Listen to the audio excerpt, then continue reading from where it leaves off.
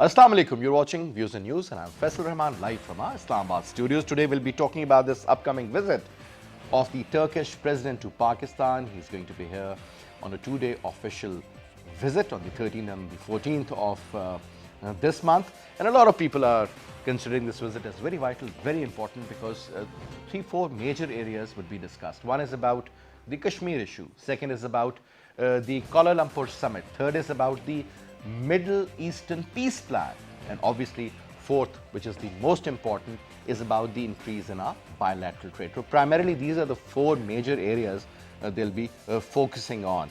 And obviously, the visit of the Turkish president is also very important because looking at the current scenario, the current prevailing conditions around the globe, in which obviously there are a lot of areas where the thinking of the Turkish leadership as well as that of the Pakistani leadership, that is very much the same.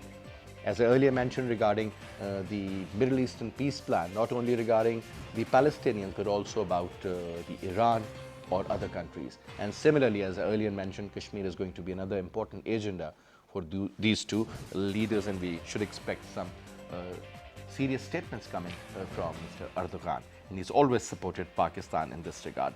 Well, there's a long list of areas which will be throwing light on in our today's program, but let me introduce you to our panelists first. We have with us, on my right, is Ambassador Shahid M.G. Kyani Saab. He's a senior former diplomat, sir. Thank you very much.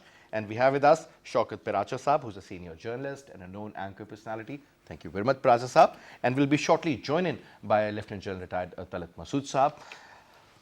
Now, Ambassador, first of all, sir, the visit of the Turkish president to Pakistan, sir.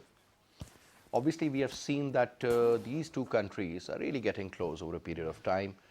And when you talk about the vision and the mindset of the two leaderships, I mean, that's pretty much in alignment, sir. You talk about Kashmir issue, you talk about Iran, you talk about Palestinian, Middle Eastern.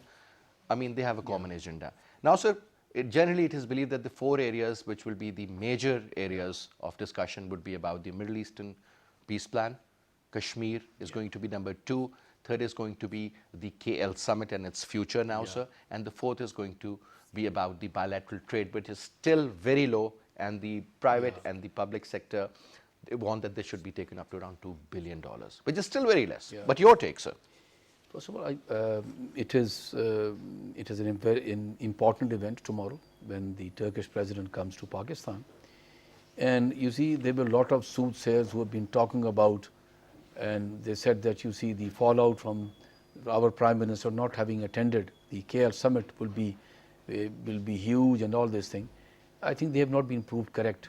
The reason is that just as our relationship with Malaysia and our relationship with Malaysia was being so strong based on trust, that exactly how the Pakistan relationship with Turkey is embedded in trust and very high trust. And there are reasons. You see, it's very strange how the Pakistan-Turkey relationship, you see, began even prior to the creation of Pakistan.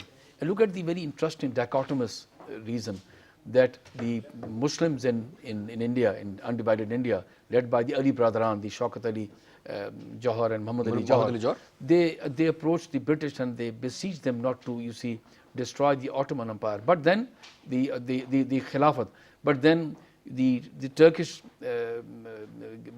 leadership themselves, you see, put an end to the Ottoman Empire, and on the edifice it was raised the Turkish Republic. But then, even then, that respect for the Indian Muslims has been reflected before the creation and now after the creation of Pakistan.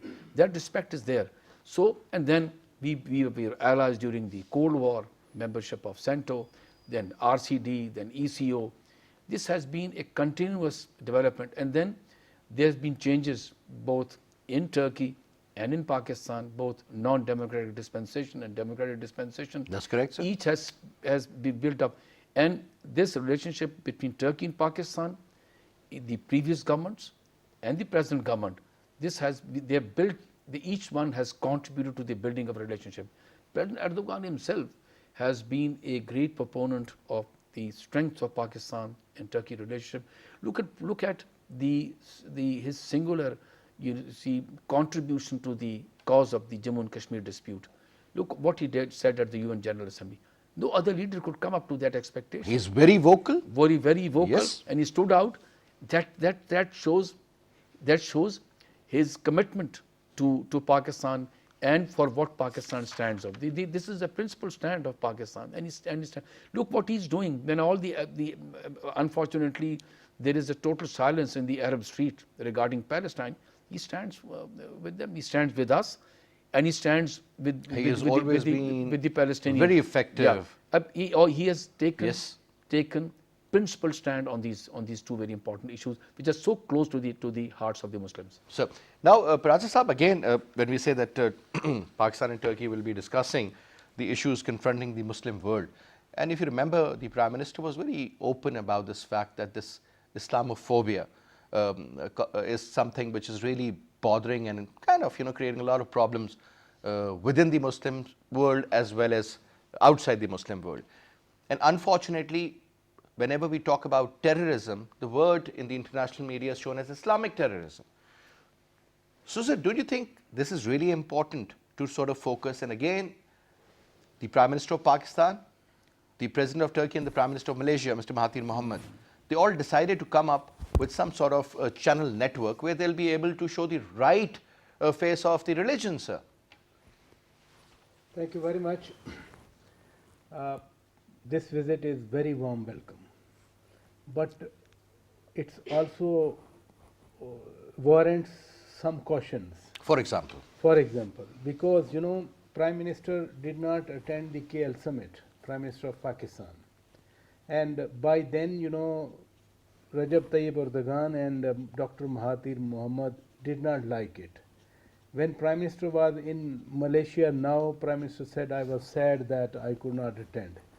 And that also had a connotation that the Arabs noticed it, the Arab friends, So we must exercise some caution that we should not annoy either Arab leaders or Turkish and Malaysian leaders, So should be very careful, because the first time we annoyed Turkish President and Malaysian Prime Minister, and then by visiting Malaysia and making some statements, we tended to annoy Arabs, So number one is caution. We in fact, sir, this is what was stated earlier by the Turkish President in Malaysia, that because of the pressure of the Saudis, Yes. the Prime Minister of Pakistan could not attend this, and this is exactly somewhat similar was also stated by the Prime Minister of Pakistan. So whether sir. Prime Minister of Pakistan should have said so, what he said in a Malaysia, lot of analysts did criticize. That's what I am criticize saying. the Prime That's what I Minister. am saying, because our relationship with Turkey is not the relationship between Pakistan and Turkey. It's the relationship between the Muslims of this world to the Muslims of Turkey. It's a relationship between the people of this world with the people of Turkey. It's a relationship dating back of 1917. If Muslims of subcontinent, they sacrifice for the people of Turkey, it means their relationship was very warm at that time. It was not the product of 1970, but it dated back, in fact, So I am saying we should be very conscious, very cautious of people-to-people relationship. Go to Turkey. I've been to Turkey. You go to Turkey, you go to Taksim Square or to any big market and say you are from Pakistan. Trust me, your family will not respect as much they respect you. So that's the strength of Pakistan and Turkey relationship.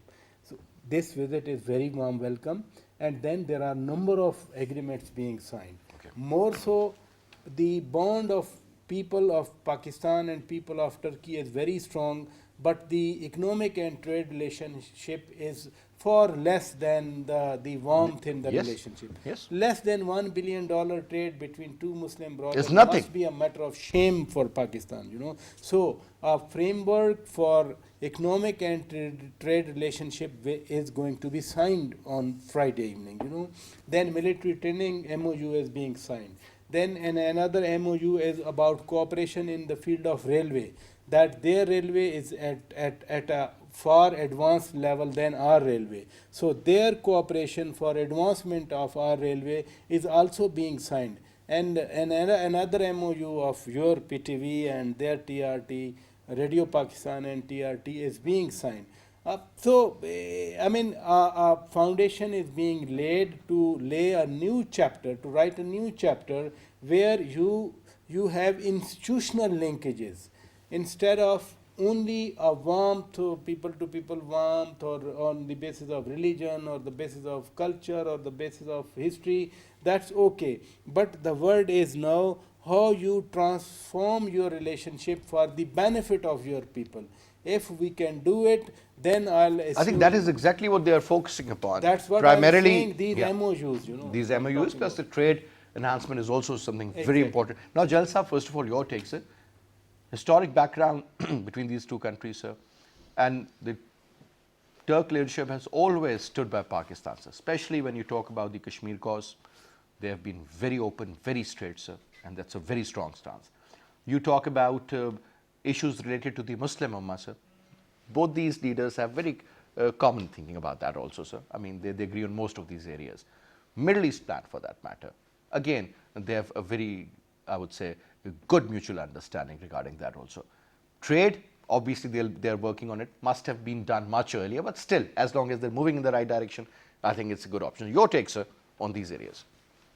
Well, I think it already, I think my colleagues have said that, and I will also reiterate the same. Our relations with Turkey are one of the best relations, the most profound relationship that we have with any of the Muslim countries. I think Turkey really stands out amongst them. I would not like to compete amongst them, but the fact remains that it's a very solid relationship. There is a mutuality of interest between the two countries, which is not so in many other Muslim countries, with many other Muslim countries. And I think, and this goes back, you know, we have a past history in which both the countries have supported each other. Their thinking is also very converging in the sense that you know, Turkey is one country apart from Malaysia and others which have stood with us on the question of Kashmir, solidly supported us in all international organizations. Similarly, the same can be said about Palestine. You know, this is one country which really has been standing for the Palestinian people. Even the Arabs today, in a way, have let down the Palestinians, but the Turks and the present government of President you know, Zal is really one of those countries which is genuinely supporting both the Palestinian cause and also raising its voice for Kashmir. Then furthermore, I think there is also a people-to-people relationship, and there are no differences between the two countries. There is no conflict of interest. I mean, that is the best part of it, you know. There is no conflict of interest with, you know, maybe with other countries there are certain border problems, there are certain other issues with Muslim countries, you know, but with Turkey there is a total convergence as far as their national aims are concerned. So I would say that we must improve our trade and commercial relations, because they lay the foundation, as has been said earlier, you know, for a more profound and a more lasting relationship, and also result oriented. It becomes result oriented. That means, you know, because Turkey is fairly prosperous, its economy, you know, during the president's term, the Turkish economy, I think, has gone tenfold, in the sense that Indeed, he has really lifted the Turkish economy. That is different. That for the time being, I think it is going through again a difficult phase, but that is due to other circumstances. But otherwise, Turkish economy has progressed extraordinary in the last decade, and much is attributed to President Özal. And I have a feeling that he has done so much for the Turkish economy, and that is why he is so popular there, despite you know, sometimes there is opposition, but he still wins the elections. Now, sir, another important area, I was listening in one of the shows recently, sir. The analysts were doing a comparison, and they said that, okay, since our friend Prajas have also mentioned about it, that how to maintain that balance between the two sides. Now, what they said was pretty interesting, because they said that, yes, there is a lot of support from the Turkish side and from the Malaysian side as far as Kashmir is concerned, but that's the vocal support. That's great, we really need that. But having said that, I said whenever Pakistan was in any sort of economic crisis, Saudi Arabia has always helped Pakistan. Whether we were under sanctions, they would give us fuel on delayed payments. For example, if you needed money, they would give cash to you. And they've always stood by you. So now, since you're a diplomat, sir, how to maintain that balance? What exactly needs to be done, sir? Let me share with you. Having served abroad for a considerable long period, I've seen that Pakistani diplomats, as far as I've seen my ambassadors, they are, believe it or not, they have the best of a relationship in the Muslim world with the diplomatic community, the Muslim diplomatic community. By either would be Arabs or the Turks or the Iranians, we never had any problem. I remember my first posting in Rome when our ambassador was the chairman of the Islamic Center which was being made. Now it's a very big Islamic center. Because to avoid a division within the Muslim world, our ambassador used to chair the meetings. Now coming down to how to balance, look, what are the aim and objectives of the Muslims around the world, that there should be no division. Look at the only time when the Islamic Summit had the largest number of representation was 1974 in the Islamic Summit in Lahore, which was chaired by the late Prime Minister Zulfikar Ali Bhutto. Why it happened? Because we do not stand for division in the Muslim world. Now, coming down to this KL issue, which we have talked a lot, and a lot has been said about it, I think my opinion is, I agree with Paracha Sahab, I think that is in the past. There are a lot of lessons on that. There is no doubt about it. My opinion is that Prime Minister Imran Khan and President Erdogan, my opinion is, I think they will not discuss it. I think that's in the past. But there are a lot of lessons. I think while because of our very weak economic condition, I think we do not have economic sovereignty, we are beholden to our friends, like Saudi Arabia is a friend. I think they need to understand that if we start taking sides, I think we will be doing a disservice to the Islamic Ummah or the Islamic unity. I think they should be able to understand this thing. The Saudi Arabians and the Turkish should understand that we will not take sides.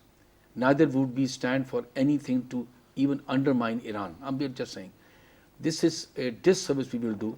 I think the Saudi Arabian, the Iranians, the Turks should be able to understand that we have a very vital role to play in future, and that is the reason we should be allowed this margin of striking a balance in our relationship with all these countries. They are very important countries. You have very rightly said, the Saudi Arabia has helped us in a difficult condition, but then the thing is, the price for that, we shouldn't be asked to take sides. It's not only the help, sir. Obviously, there are so many Pakistanis working in the Middle East, and look at the amount of remittances we are getting from there. I fully agree. So that is I something fully very agree. important It as well. goes beyond that. Our relationship, you see, the custodian of 2 mosques, people have a lot of reverence for People have for not only Saudi love, Arabia, a lot of respect for Saudi and Arabia. reverence. That's another At reality. the same yes. time, people have lot of what you call what you say respect for the Turkish, especially for the people and his leadership. So I think we will be. I think Prime Minister Imran Khan, I think, would be able to strike a balance. Pracha Sahab is right that I think word of caution. We should not be able. You should not make any promises which we cannot keep. I think that is the key. Don't say anything which you can't keep. Absolutely. You can't keep. I think we should learn from that. I mean, it's diplomacy. It's not a joke. Yeah. Pracha Sahab, if you remember, sir, the main reason for not attending the KL summit, in which Prime Minister Imran Khan was invited, was primarily the issue of creating a division within the Muslim Ummah. This is what the concern of the Saudis was. Primarily, this is what we have learned, right? This is what even the Prime Minister said, this is what everybody else has said, that the fear of a division on whatever grounds within the Muslim Ummah. After that, sir, the Prime Minister did go to Malaysia. The Turkish President is coming to Pakistan. We earlier had some Middle Eastern delegates also coming to Islamabad, sir. So you think we've been able to reach that point where we can have that kind of an equilibrium, sir? Keep a balance among all? As Excellency Ambassador Saab is very right that these are the diplomatic delicacies that we need to be very cautious of, you know. Saudi Arabia has never opposed Pakistan's bilateral relation with any country, be it Malaysia, be it Turkey or even Iran and Qatar, you know. The objection from Saudi Arabia, or not the objection, rather concern from Saudi Arabia was that if the issues to be taken at KL summit, they are concerned to the Muslim countries or Islamic Ummah, then why not these are discussed at the larger platform of OIC, which is represented by over 50 Muslim countries, and whether the KL summit is a grouping or among the Muslim countries, you know, these were the concerns. And when Prime Minister, you know, took a decision that by attending KL summit, we will be eyeing, or we will be putting ourselves with one group by ignoring the other side, then it will create further division in the Muslim countries. The government of Pakistan took that decision in view not to create further division among the Muslim countries, and then they decided that we will not go to KL summit until that gap is bridged, you know, and that was perceived as a wise decision, that at least, you know, Pakistan preempted further division in among the Muslim countries. You think the divisions could have taken place, sir? I mean, if don't you think that if divisions already exist?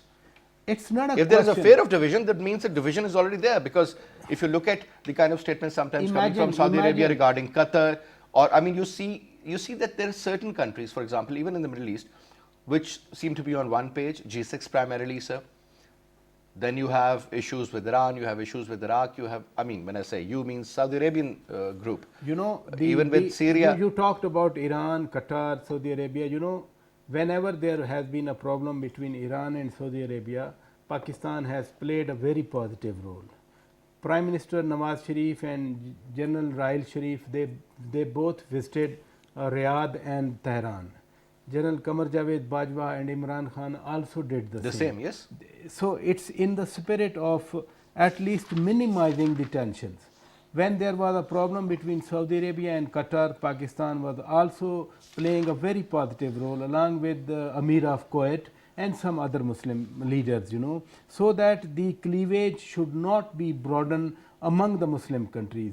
But here in case of KL summit, this was perceived that if we sit with one group or one country, the other side will perceive that we are aligning with them.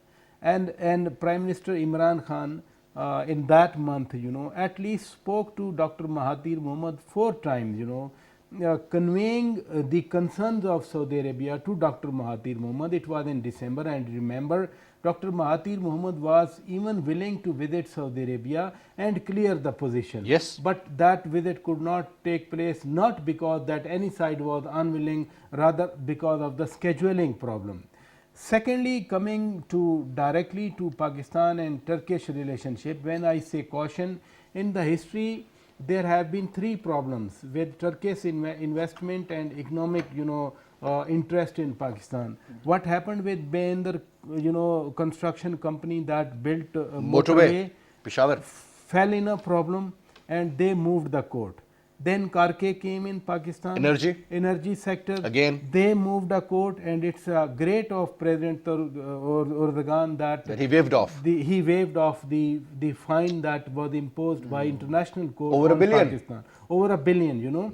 And third was the Turkish companies for these waste management. That and Pindi also I've seen, yes. In Lahore and at Punjab primarily. So we should be very careful. When I say very cautious, because we have relationship over hundreds of years, and we should not spoil these relationship because of internal political friction. You see, I understand, sir. That is a very valid point. President Erdogan is coming to Pakistan. Pakistan is very open. He will offer Jummah prayer even in Faisal Mosque. Then he is addressing the joint session of the parliament.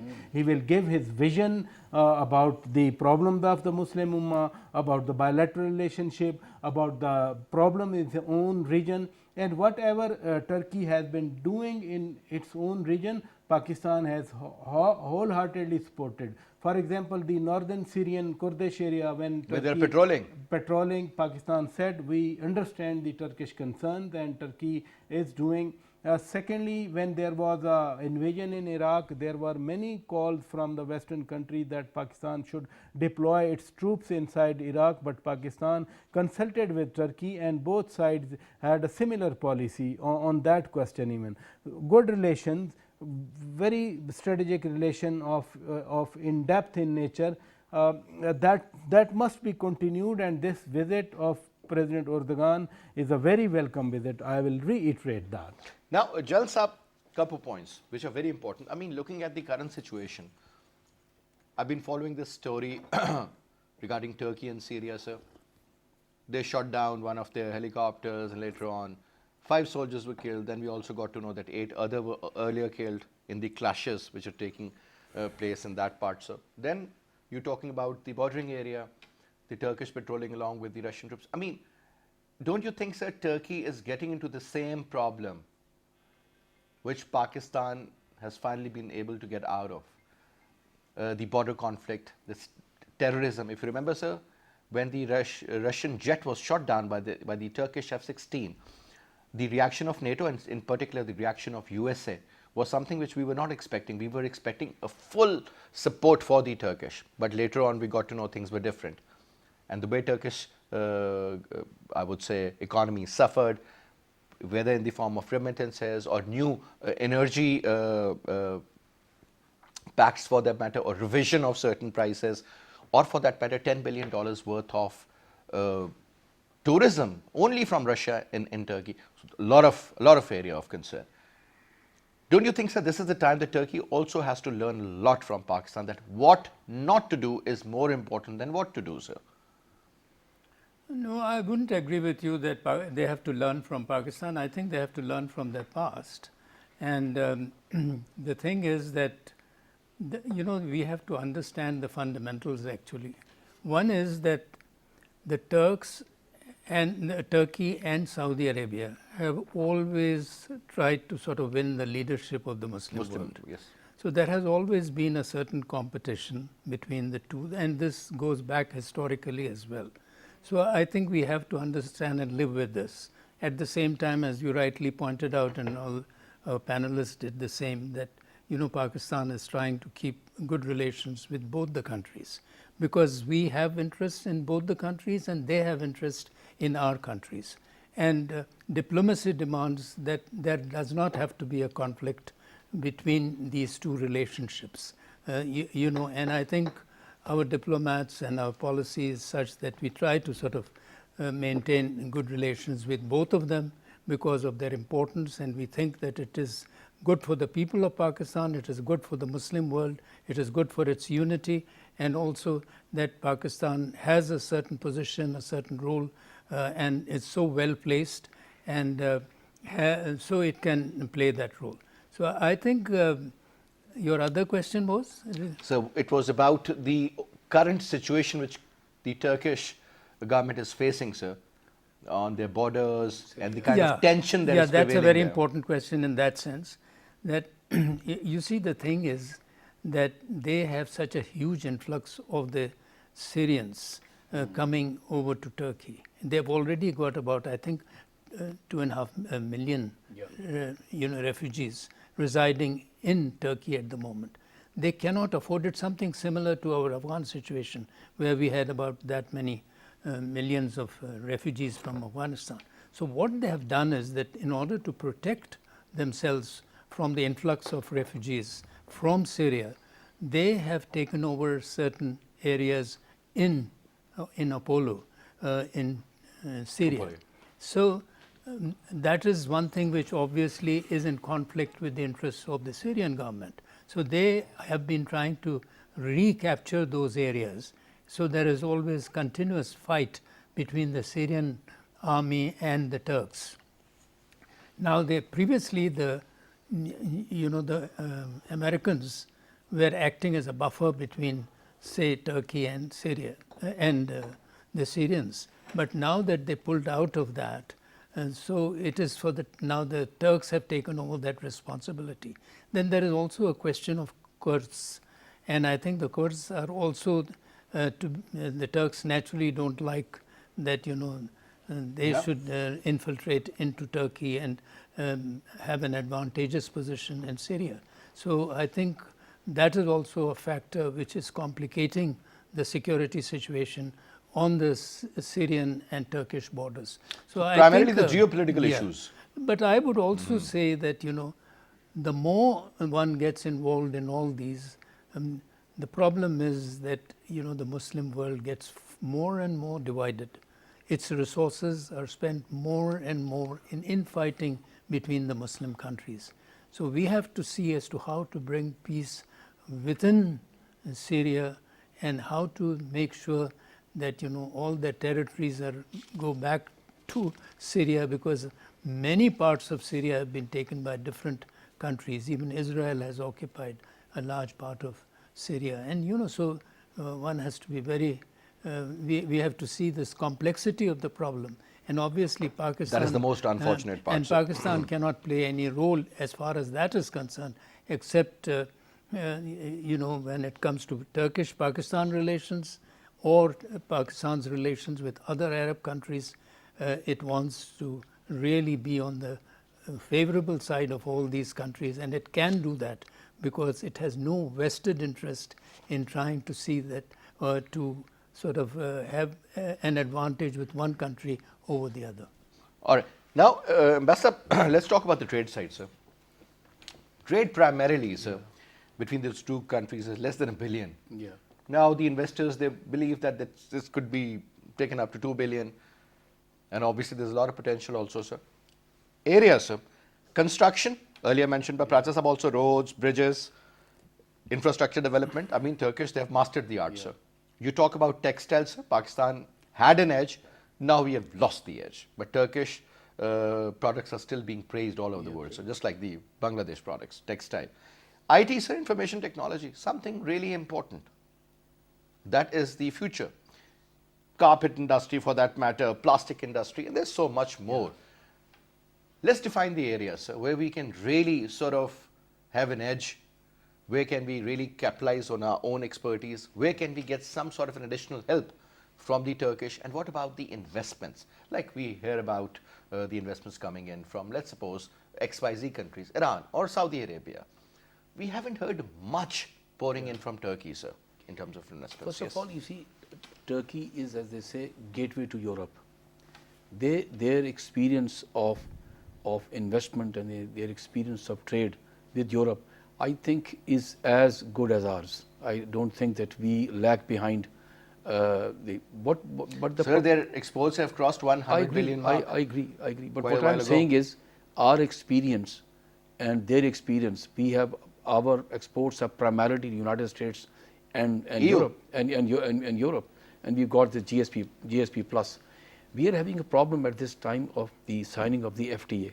I hope that this time when the prime ministers meet, probably they must have done their homework, and we need to move on the FTA. Unless you do move on the FTA, we will face problems. But Turkey has already supported you. Yeah. China is going to support you. Malaysia is going to support you. You will remain in the grey list. But certain people who are very optimistic believe that the magic number 12, sir, is that correct? No. He's talking about FTA. I'm talking about FTA. Yeah. No. FDA is the free trade agreement. Okay. I'm not talking about FTA. Sorry. That's a different issue altogether. On that issue also, because Turkey and Pakistan have similar problems of issue of terrorism, they support us. They have a better understanding of the challenges Pakistan face. I'm talking about FTA. Now, the places Pakistan is quite Pakistan's expertise in software development is better. We have these small houses in Lahore, Karachi, in Islamabad, which are dealing with these development of software. But what I think, instead of competing, I think what the two prime ministers should be able to talk about is, instead of competing in this, the textile and other areas where we might be competing each other, why can't we have JVs, joint ventures, in other countries? Look at Africa. I think it's a barren area. This government has done much better in opening up to our businesses in Africa. We made a small step.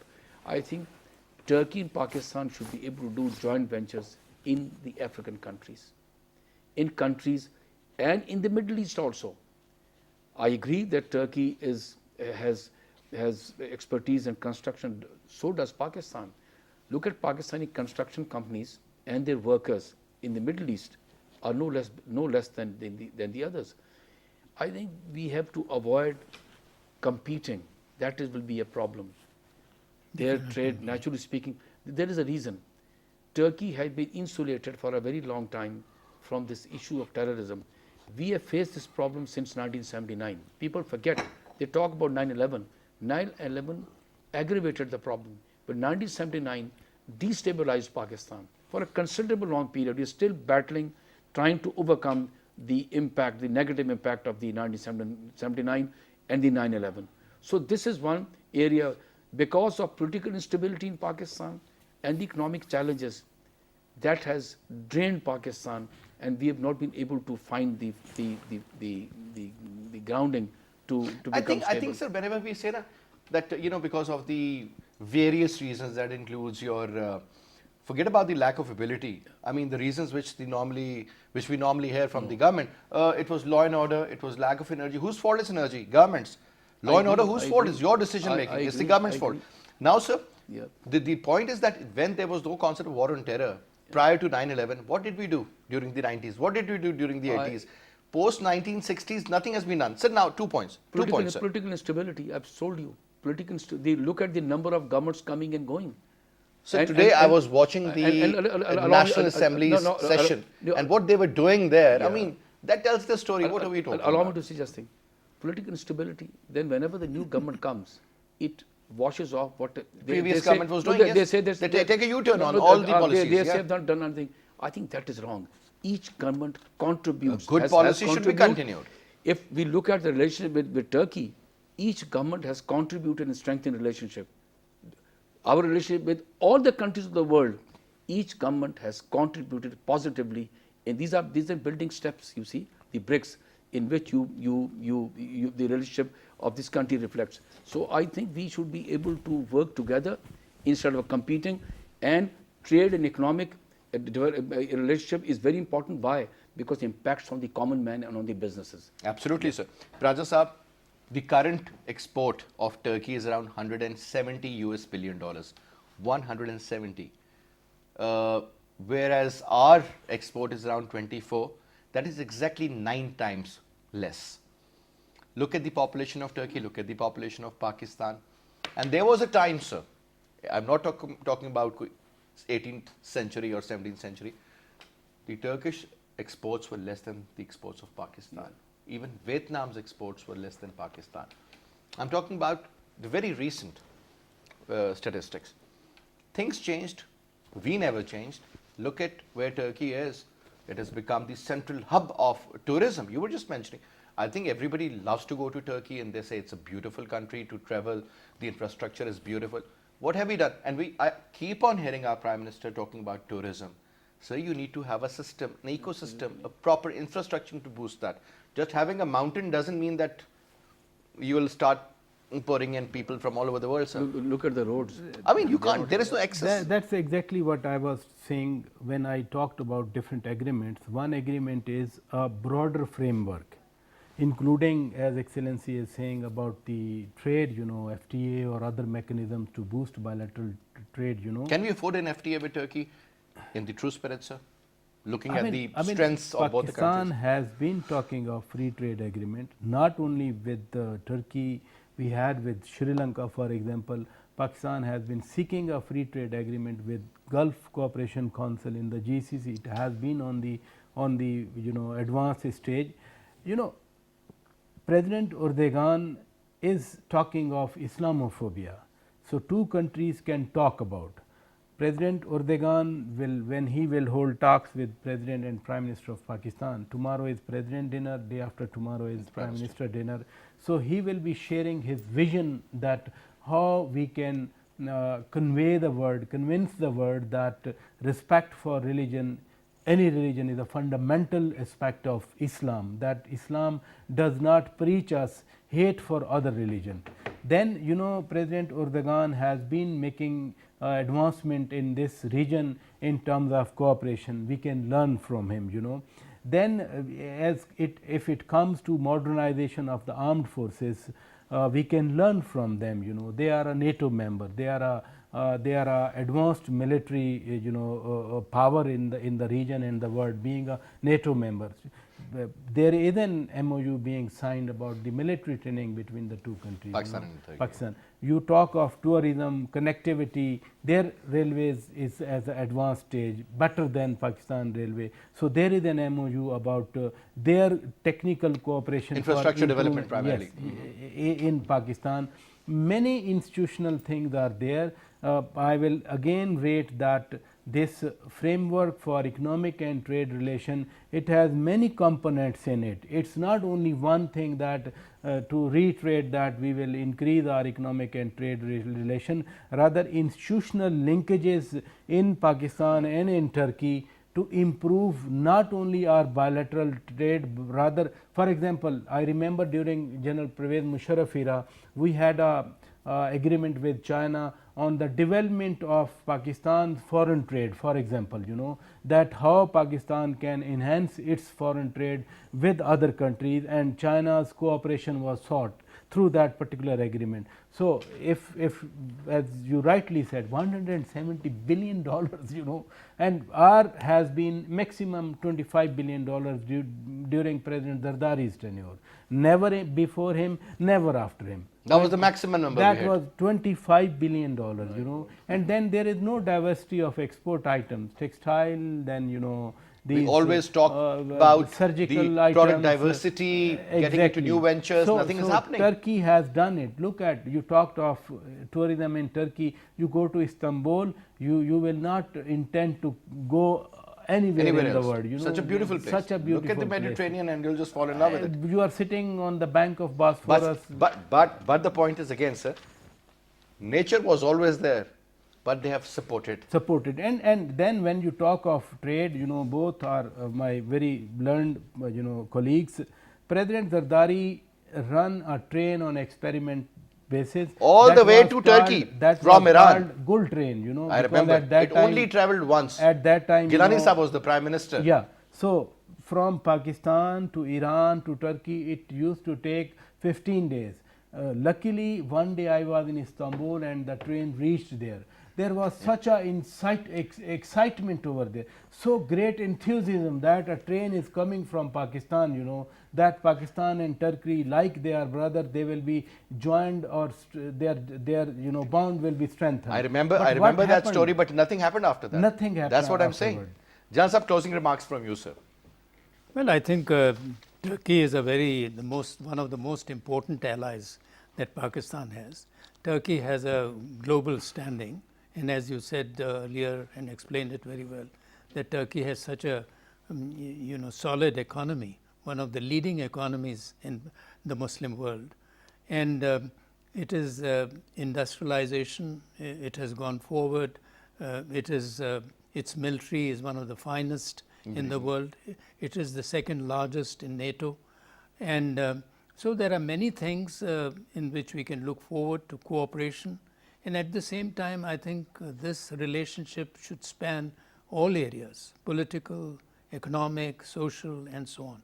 But I would also in the end say that it is the private sector that should play a very major role in developing our trade and commerce. We are too much dependent on the governments, and it is not the governments which really promote trade, and it is not the governments which promote people-to-people relationship. So I think we should understand this, that it is also the duty of the various entities that we have in the private sector, in the private public sectors, to also promote the values and the friendship between these two countries. Yeah, absolutely, sir. Anyway, Jalsa, thank you very much. Prasa, was a pleasure, sir. Thank you so much, Ambassador Saab. It's an honor. And that's all we have for this hour. Inshallah, I'll see you tomorrow.